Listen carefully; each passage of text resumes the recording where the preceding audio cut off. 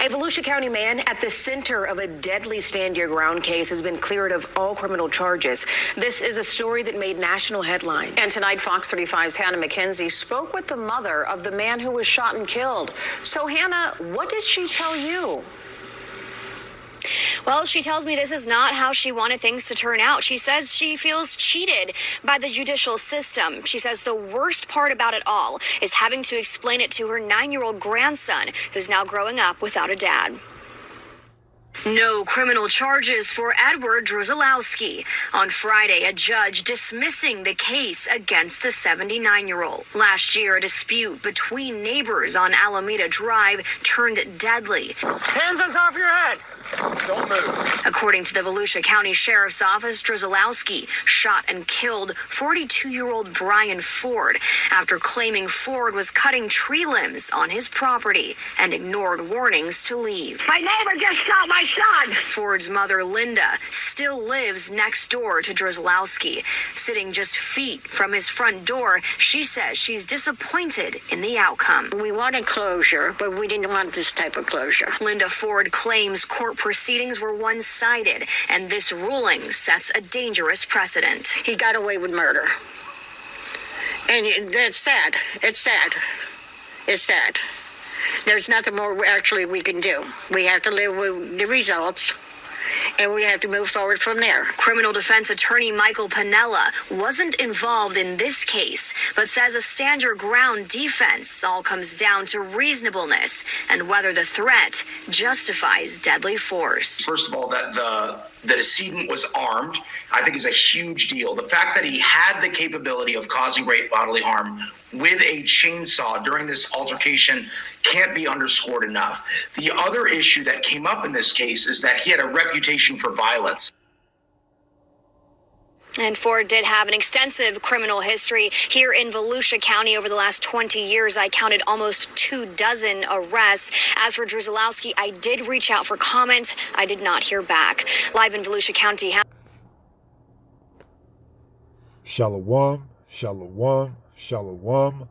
All praises to the Most High, Yahweh, Bahashem, Yahweh Shai, which is to say in the Paleo-Hebrew, Yahweh, which is the name of our Heavenly Father, meaning He is, Bahashem, meaning in the name, Yahweh Shai, meaning He is our salvation, and that is to the so-called blacks, Latinos, and Native Americans, primarily here in the Western Hemisphere, but to the rest scattered abroad throughout the four corners of the earth, who look like the other nations, but through the patrilineal lineage go back to the Hebrew Israelites, okay?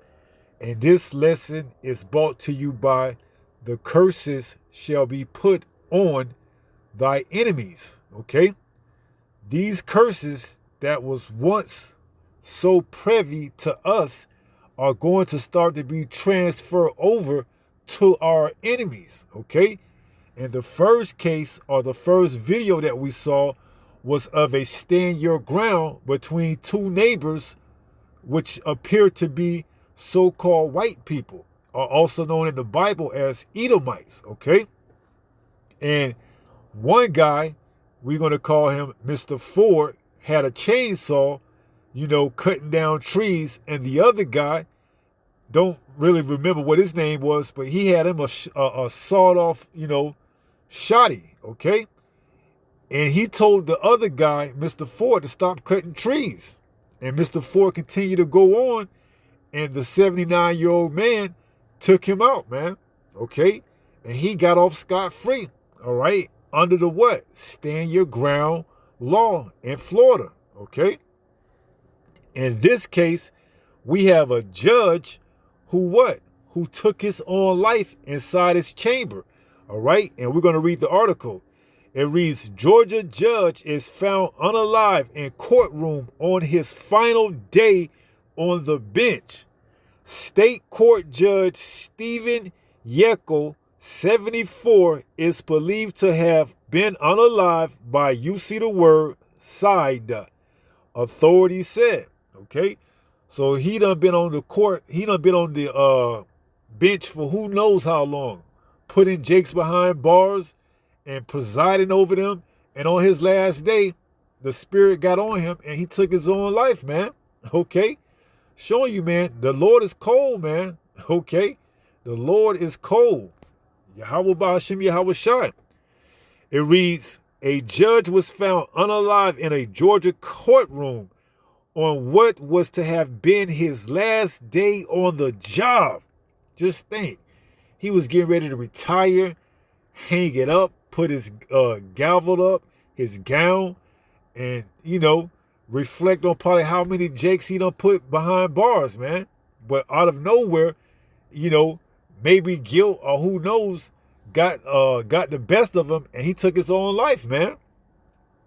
It says authorities say Tuesday, Effingham County Sheriff deputies found state court Judge Stephen Yeckel, 74, on Tuesday morning. He appears to have been unalive by, you see the word side, the sheriff office said, okay? Yeckel, who was appointed to the bench 2 years ago by Georgia Governor Brian Kemp, lost his election bid earlier this year. His term was scheduled to end December 31st, 2024, one day before the wicked-ass New Year, okay? The family's distraught Effingham County Sheriff Jimmy McDuffie told reporters Tuesday it's supposed to be a happy time this time of year, and now they got this. Well, pretty more, a lot of you Edomites are going to be feeling these curses, man. All right? And let's go back and see what this Edomite looks like, man. Okay? This is him right here, okay?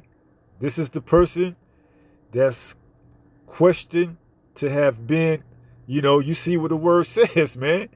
He had enough. It says Georgia judge, you see himself in his courtroom, okay? These curses are getting transferred off of Jake and starting to show up and be more prominent on these damn Edomites, man. Okay? Let's get one more story, and then let's go and get a few precepts.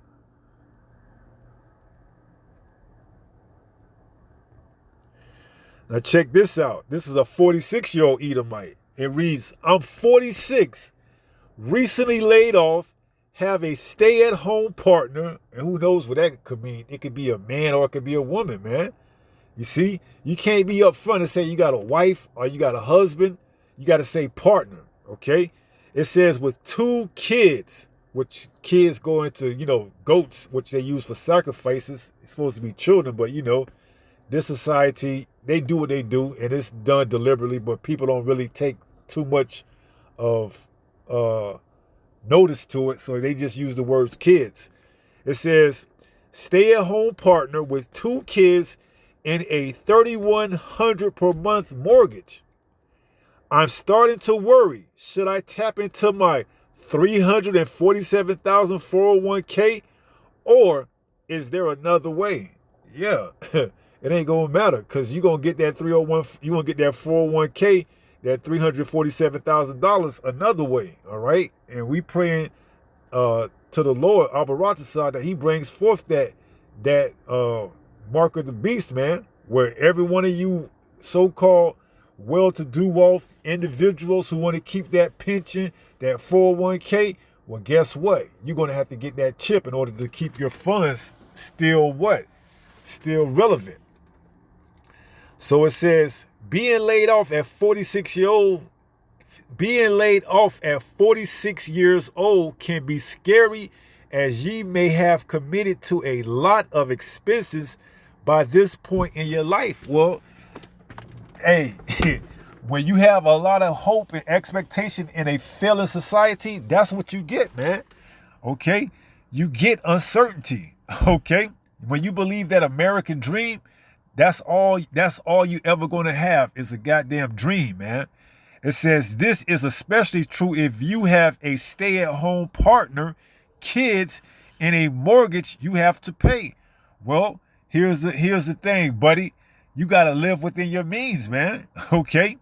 You can't afford a $3,100 a month mortgage. Don't go out and get it, man. Okay? You've been sold a pipe dream, and now it's coming crumbling down on you.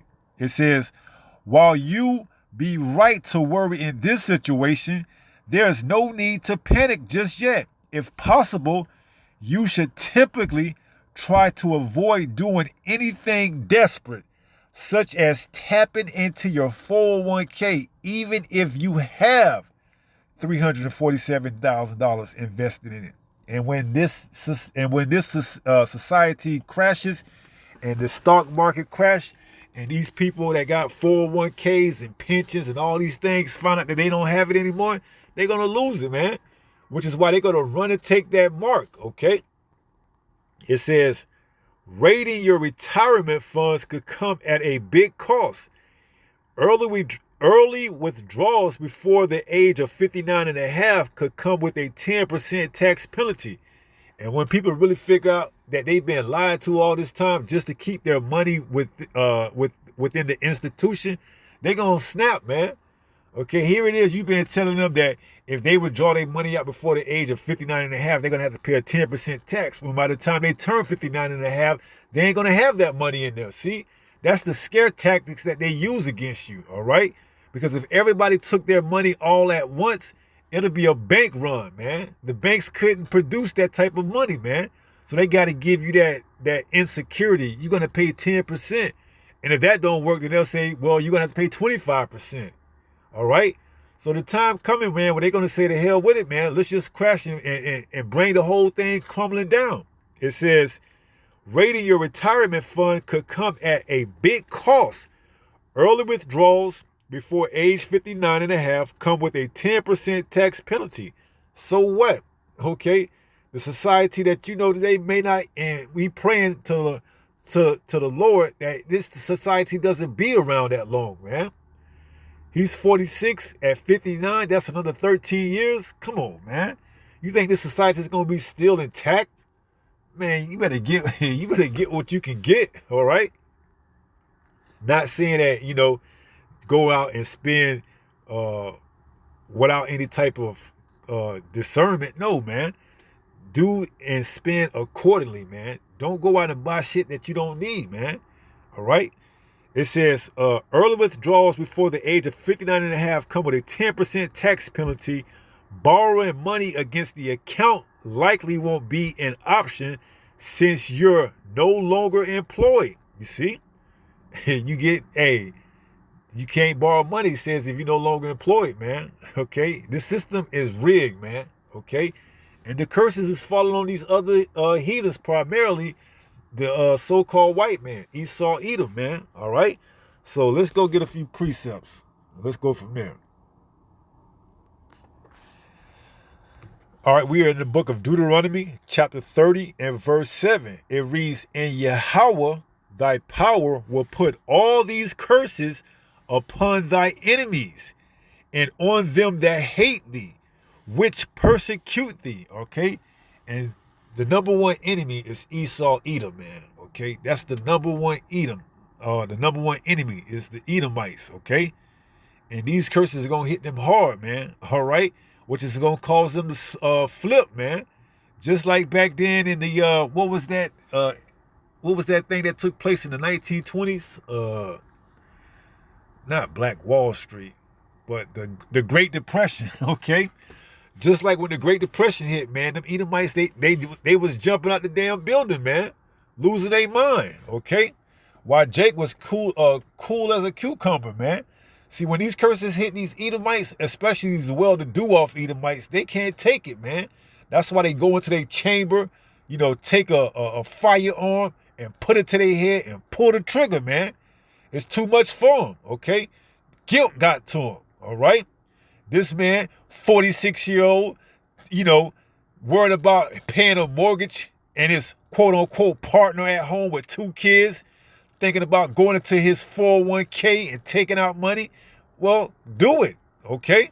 It ain't going to be there anyways, so what you worried about, man? Okay, but see, they so heavily invested into this damn society, man. That's why these curses are going to hit them the hardest, okay? And let's not forget the first one, okay? The damn hillbillies, man. All right? You got the hillbillies. you got the well-to-do-off judge, and you got the struggling midlife crisis, man. Okay? And these curses are going to hit all classes of Edomites, man. All right? So it says, Deuteronomy 37, and Yahweh thy power will put all these curses upon thy enemies and on them that hate thee. The other nations as well, man. They going to get it too. Which persecute thee. All right? Let's go to that curse, Deuteronomy 28 and 54. Speaking on that first video. Okay, this is Deuteronomy 28 and verse 54. It says, so that the man that is tender among you and very delicate, his eye shall be evil towards his brother. Right. And that's why we got the level of, you know, quote unquote black on black crime, man. Because why? Through these different avenues of music, pushing that vibration, you know, Jake done called his own self his own op, okay?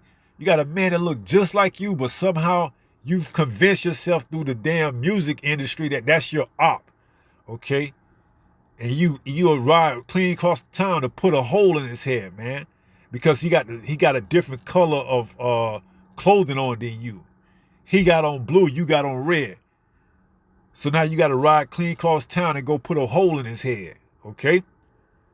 See, when the curses hit Esau, Edom, man, it's a shame, okay? Nah, man, it's called justice, okay? The Most High proclaimed it, and by all means necessary, he's going to deliver, okay? He's going to start to transfer these curses on those that hate who? The apple of his eye, okay? I believe that is that Exodus?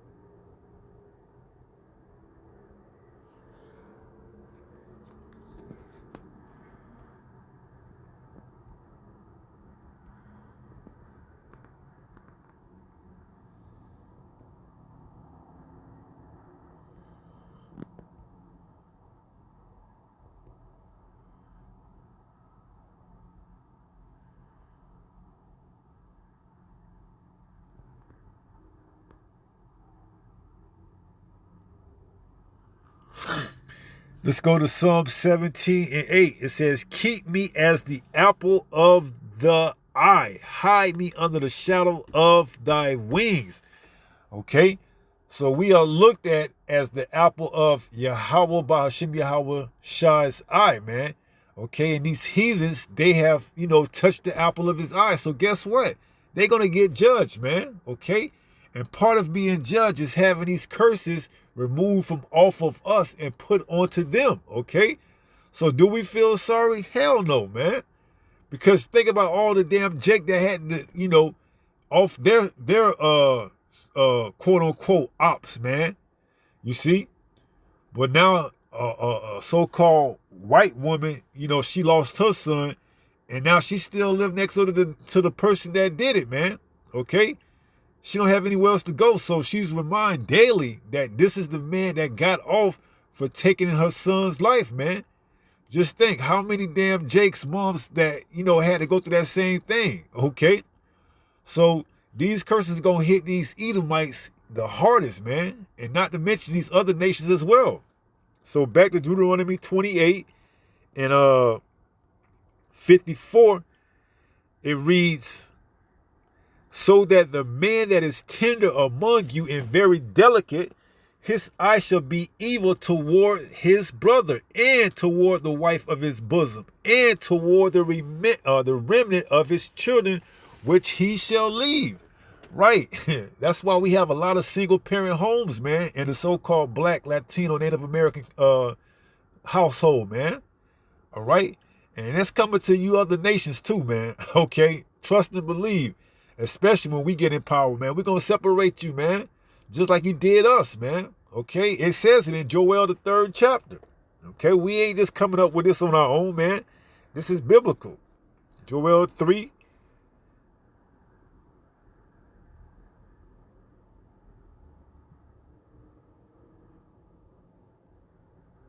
And let's go to verse 8. It reads, and I will sell your sons and your daughters into the hand of the children of Judah, and they shall sell them to the Sabians, to a people far off, for Yahweh have spoken it. So you're going to have a lot of single households as well, man. Okay? And that's just, man. Okay? That's just, and that's judgment. All right? So, hey, the curses are coming, man. Okay? They're going to come at great regularity too, man. All right? Especially as this society implodes on itself. Okay? These curses are going to hit these Edomites more and more frequently, man. This is Haggai 1. In verse 6, it reads, ye have sown much and bring in little. Ye eat, but ye have not enough. Speaking on the 46-year-old midlife crisis, man, who got a $3,100 month mortgage that he got to figure out, do he want to go into his pension or not, man? Hey, man, nobody feels sorry for you, man. Lower your expectations. Go get you a damn $500, $600, $700, $800, $900,000 month apartment, man. All right? Jake done did it for the longest, man. Jake done raised a whole damn family in a 1-bedroom apartment. We talking about 5, 6, damn 7 kids, man, in a 1-bedroom apartment. 4 of them sleeping in the living room. 3 of them sleeping in the damn room with their mom. Okay? And here it is, you complaining about a $3,100 mortgage, a $3,100 a month mortgage, man. And you want somebody to play the world's smallest violin for you, man? Get the hell out of here, man. So it says, you have sown much and bring in little. Ye eat, but ye have not enough. Ye drink, but ye are not filled with drink. Ye clothe you, but there is none warm.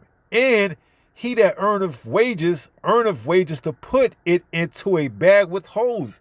And for the longest, that's been Jake's goddamn calling card. Everything you do, you just put it into a bag with holes, man. So should we feel sorry for a well-to-do, well-off, middle-aged Edomite that got $347,000 in a 401k? Man, hell no, man. The curses is hidden, okay? And the damn judge, okay, that took his own life, man. All right, because he what? Probably, had a conscience at the end and thought about the damn Jakes that he put away. And now he, came one day from retirement and he took his own life, man. All right? That's some curses, man, okay? Those curses, okay? It tells you, groping at noonday, man. You got to be, on something to want to just off your own self, man, okay? Let's get that. Deuteronomy 28.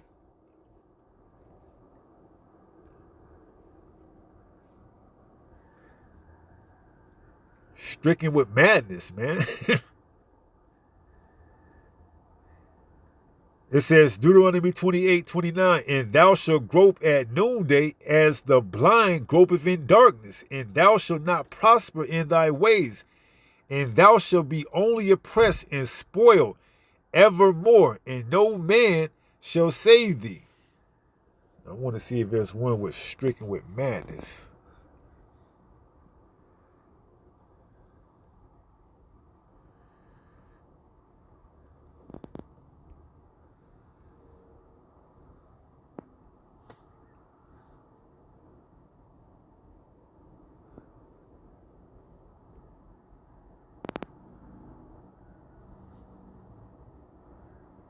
Oh, I was right there. It says, verse 28, Deuteronomy 28. In verse 28, it says, Yahweh shall smite thee with madness and blindness and astonishment of heart. Right. So you put on that spirit got on you and you was smitten with madness and you took your own self out. All right. You took your own self out by the way of putting one in your dome, man. All right. On your last day before you retire, man. All right, you just got smitten with madness and you put one straight to your dome. All right, and took your own self out, man. Meanwhile, your family and everybody else is looking like, why? Why yes, K.O. or whatever his name was? You're 74 years old. You had a family, man. Well, that's that madness, man. Okay, those little curses, man. All right, and hey, we don't got no remorse or sorry for that, man. Because just think about Jake, man. Jake been going through hell since he came over here, man. All right. And you think we supposed to be feeling some type of remorse for that? No, man. Okay. We ready to get the hell up out of here, man. And we getting ready for Jacob's trouble, man. We ain't got time for cause 3 Edomites, had a little mishap. All right. That's part of the curses, man. Being removed from off of us and put onto you. Okay. So let's finish up and wrap it up with 1 Peter 5 and 8. This is the book of 1 Peter chapter 5 and verse 8. It reads, be sober, be vigilant. Okay. This is part of prophecy to have the curses taken off of us and to what? Be put on to these other nations, and especially our number one enemy, pursuant to Psalms 83, the so-called white man, Esau, Edom, the Edomite, and the number one of that tribe is Amalek, man. See, Amalek, he gonna have his ass and hearted off and hauled off in chains, man. Okay, those well-to-do, well-off, 1948ers, oh, they going into chains, man. They gonna be the first batch of slaves, man. So it says, be sober, be vigilant. Why? Because your adversary, the devil, as a roaring lion, walketh about, seeking whom he may devour. We don't care about no damn stories you put in the newspaper, you put on news or whatever, man. We ain't feeling sorry, man. Okay? We understand that's part of prophecy and judgment, and it's righteous judgment at that. Okay? So we ready to get the hell up out of here, man. Okay? And we gonna, ready to see a lot more of this, especially in the kingdom, man. Okay, in the kingdom, we really gonna get to see these other nations in straits, man. Especially the so-called white man, all right? So that's gonna be about it. We're gonna wrap it up. And with that being said, pray someone was edified through this lesson. And until the next time, if it be the Lord's will, stay strong, stay in the faith. We almost home. Shalom. Peace.